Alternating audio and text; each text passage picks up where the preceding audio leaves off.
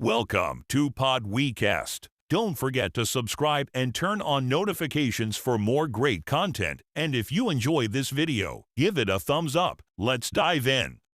All right, welcome back to the deep dive.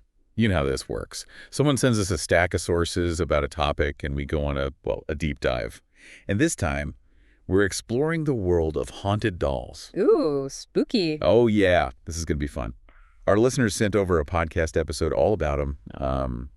Wants to know more about, well, not just the stories, but like the cultural beliefs behind them and the psychology, maybe even the supernatural. I'm intrigued already. Me too. Mm-hmm. And what's really cool is that haunted dolls, these stories, they aren't just a Western thing, right? No, not at all. These tales pop up all over the world. You find them in the U.S., Japan, Australia. It's a global phenomenon, you know? Suggests there's this like deeper human fascination with these objects. And you wonder, like, what is it about dolls that kind of creeps people out or makes them so interesting, right? Yeah.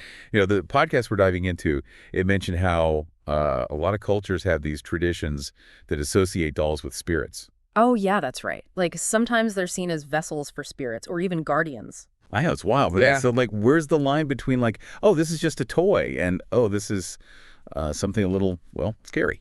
Yeah, for sure. In some cultures, dolls were, like, specifically made to house spirits. Whoa. Isn't that crazy? A doll intentionally made to be haunted. Just gives you chills thinking about it, right? Yeah, and then there's this belief that if a doll looks human enough, it could actually attract spirits, especially if it's left in certain places or, you know, maybe used in some kind of ritual. Like the doll becomes a magnet for the supernatural. Oh, man. The podcast highlighted a couple of really famous examples. Oh, yeah. Like, first, Robert the Doll. Would you say he's, like, the most famous haunted doll? I mean, he's definitely up there. Robert's a classic case. He's this life-size doll dressed in a sailor suit, and he lives at the Fort East Martello Museum down in Key West, Florida. Oh, cool. I've heard of that. And get this, he's not just on display, he's kept in a glass case. Whoa, behind glass. That's kind of telling, isn't it? It is. Speaks volumes about how, about the power people believe this doll has. And the story goes, back in the early 1900s, this young boy, Robert Eugene Otto, he got this doll as a gift. And things got, weird. I bet. The podcast mentioned, like, footsteps, giggling, even seeing the doll moving around. Yeah, and there's more. Young Eugene, he claims that Robert, the doll, would change his expressions. And even spoke to him in this, like, low, creepy voice. Spooky. Right. And even now, visitors at the museum, they're warned about taking pictures of Robert without, like, asking permission first. So, like, don't disrespect the doll. Exactly. Disrespect him, and bad luck will follow. Wow.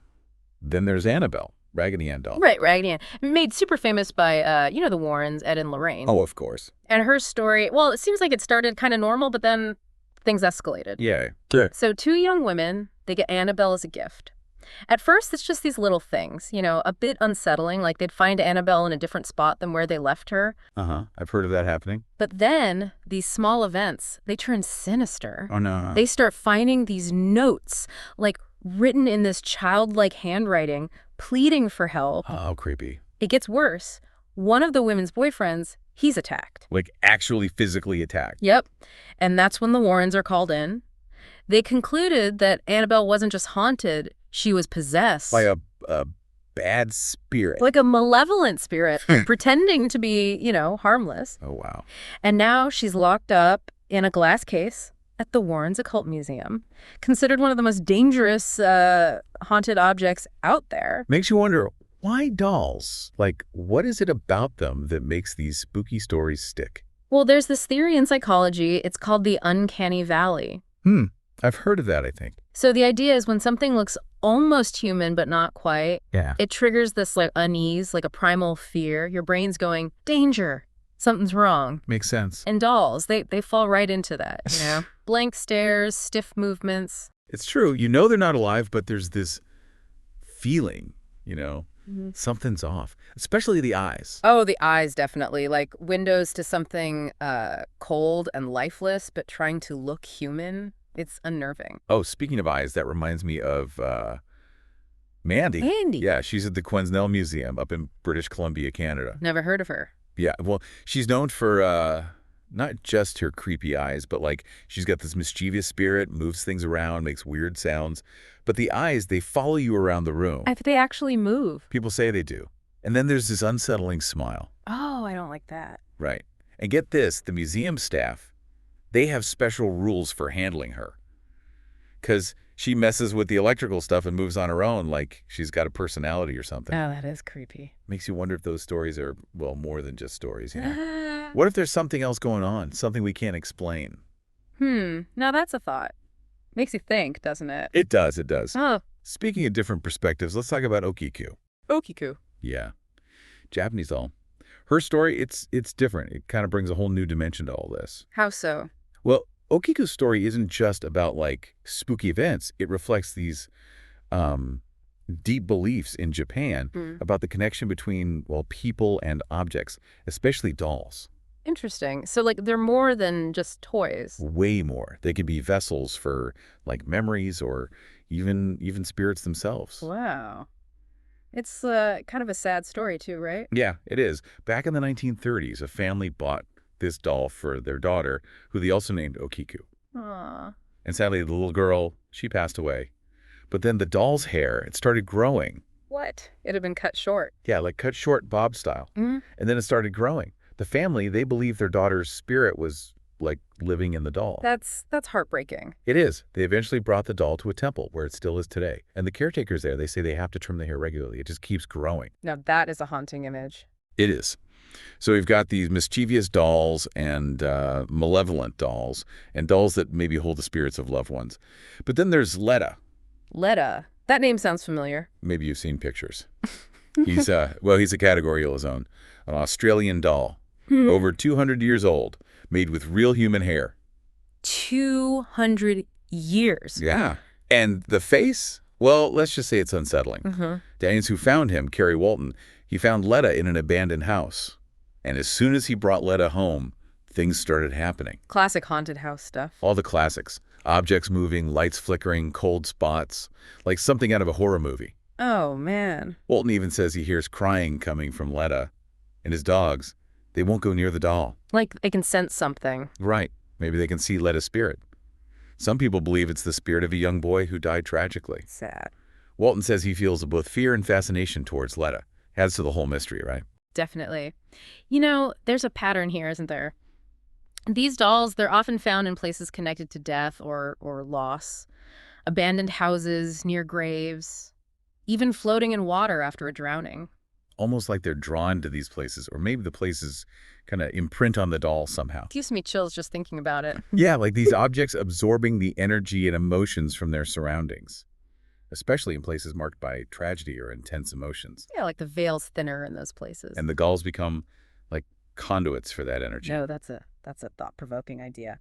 And speaking of places, there's this place in Mexico, the Island of the Dolls. Oh, I've heard of this. Super creepy. It's like the ultimate haunted doll location. Takes the whole concept to another level. Hundreds of decaying dolls just hanging from trees on this remote island in Xochimilco. Like a nightmare, right? It is, but it also has this sad origin story. Tell me about it. So the island's caretaker, Don Julian Santana, he found a drowned girl in the canal. And later he found a doll floating nearby. He believed the girl's spirit was, like, attached to the doll. So he hung it in a tree to honor her. Makes sense. And as the years went by, he just kept adding more and more dolls. Said he was being haunted by the girl's spirit. So now the whole island is said to be haunted. People say, yeah, they hear whispers, see the doll's eyes following them, even see him moving on their own. Imagine that. Hundreds of watchful eyes, all potentially, well, sinister. Oh man, that's a disturbing image. One that sticks with you. It does. The Island of the Dolls, it takes this idea of haunted objects to the extreme, you know, raises questions about their energy, how they interact with the environment, how our beliefs can actually shape a place over time. It really shows how thin the line can be between what we believe and what's real, doesn't it? It really does. It makes you think twice about everything. It really does. Yeah, it does make you wonder about the power of belief, right? Like, our fears can shape the world around us. Totally. Oh, the podcast mentioned something interesting about objects and energy. Yeah. It said that objects can hold on to energy, especially if it's tied to strong emotions. That makes sense. Like, say a doll belonged to a child who went through, like, a lot of trauma. Yeah. Maybe that energy stays with the doll, even after the child is gone. It's a pretty common idea in paranormal beliefs, right? Objects holding on to echoes of the past, especially objects with personal meaning. Yeah, like a favorite toy or something. Exactly. And some people think that dolls, because they're, kind of human-shaped, Yeah. they might attract spirits who are looking for a body to inhabit. Like they see the doll as a potential home. Right, a way to connect to the physical world again. Wow. And the podcast also mentioned that if a doll has been, like, neglected or mistreated, it could be more likely to become haunted. Like the negative energy kind of creates an opening. Yeah, like a vulnerability that a spirit could use. It's all, theoretical, but it's interesting to think about. Oh, sure. Oh, they talked about Harold, too. One of the first dolls that got famous online for being haunted. Oh, yeah. I think I've heard of them. The internet really amplifies these stories, doesn't it?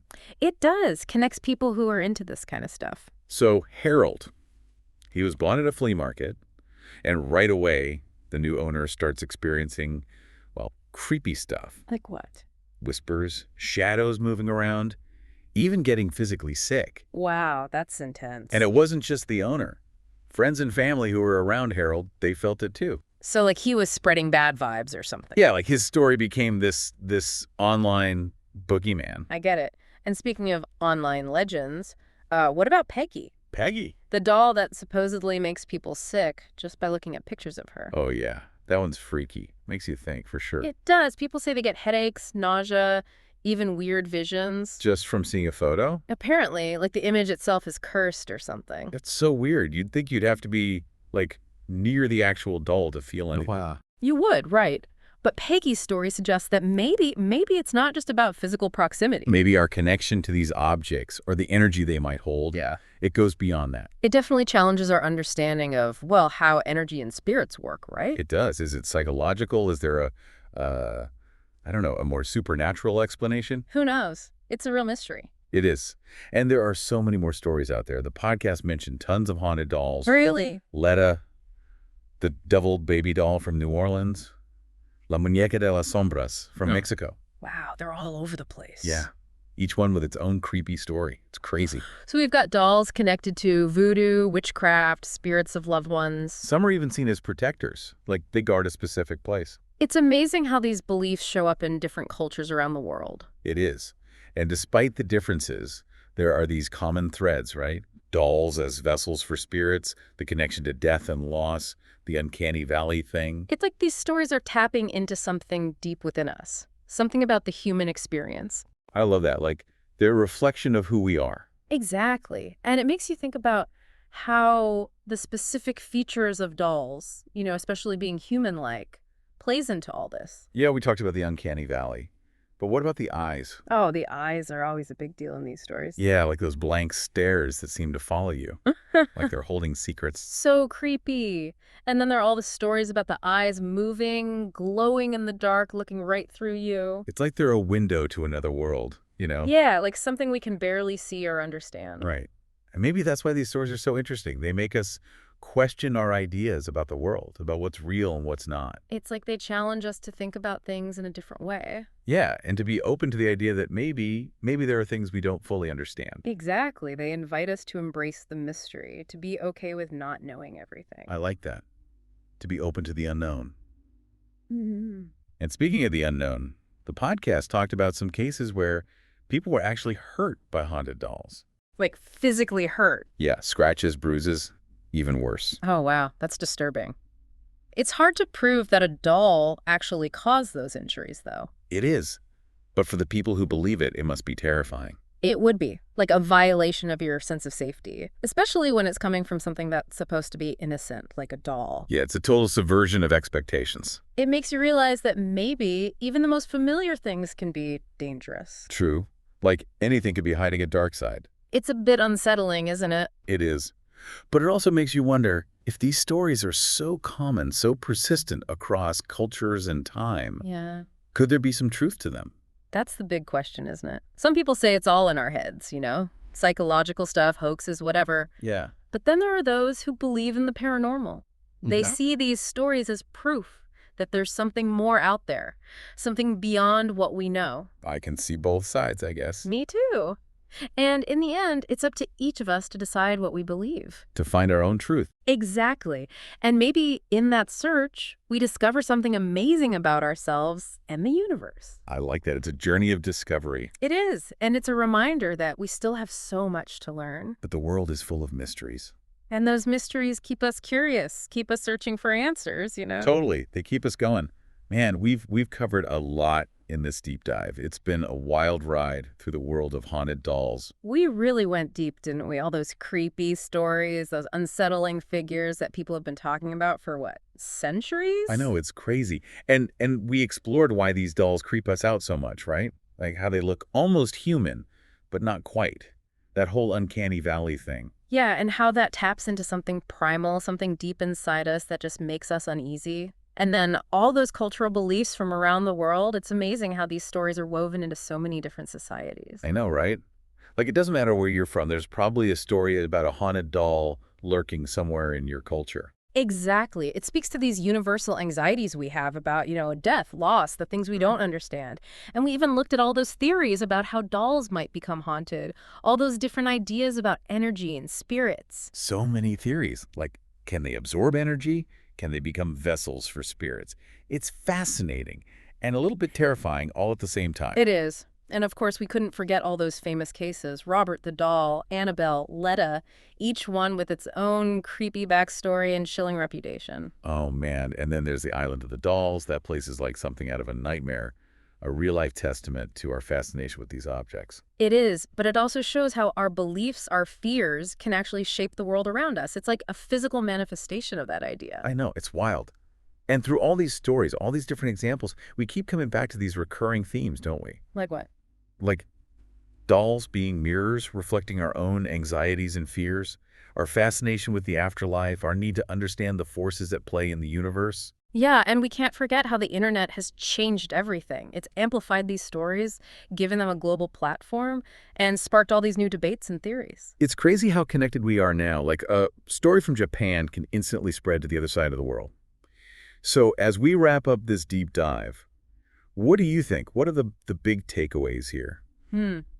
For me, it's realizing that the dolls themselves, they're not inherently good or evil. It's the stories we tell, the beliefs we have, the emotions we project onto them. That's what gives them power. Like they become vessels for our deepest fears. Exactly. And maybe the real question isn't, are these dolls haunted? But what do our reactions to them tell us about ourselves? What do they reveal about our hopes, our anxieties, our beliefs about the world? That's a great point. It's not just about the dolls, it's about us. It's about understanding the human experience, our relationship with the unknown. And maybe in that exploration of the shadows and that search for answers, we find something even more profound. The deeper understanding of ourselves and the universe. Exactly. So to our listener, keep exploring, keep asking questions. And remember, when you delve into the world of haunted dolls, you're not just uncovering creepy stories. You're uncovering something about yourself. That's a great way to put it. Thanks for joining us on this deep dive, everyone. Until next time, keep exploring the mysteries of the world. And remember, sometimes the most fascinating discoveries are the ones we make about ourselves.